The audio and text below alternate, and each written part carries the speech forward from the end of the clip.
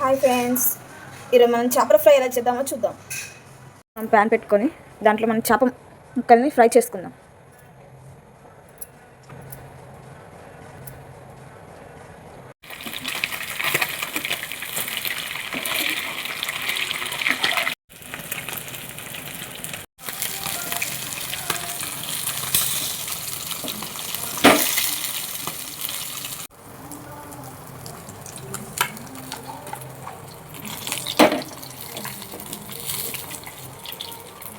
ఇప్పుడు ఫ్రైలోకి గ్రేవీ తయారు చేసుకుందాం.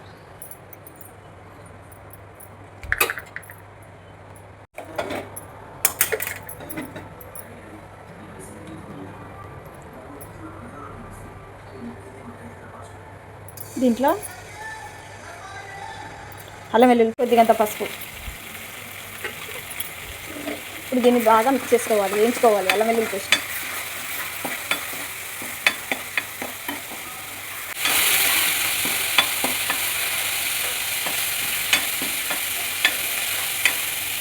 దీంట్లోకి కారం తీసుకుందాం,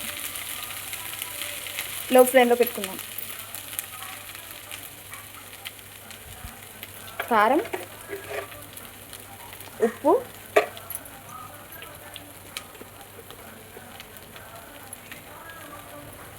గరం మసాలా,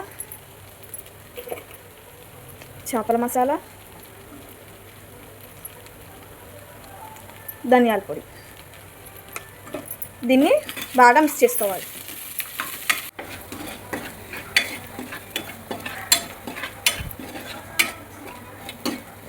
వేయించిన చేపల ఫ్రై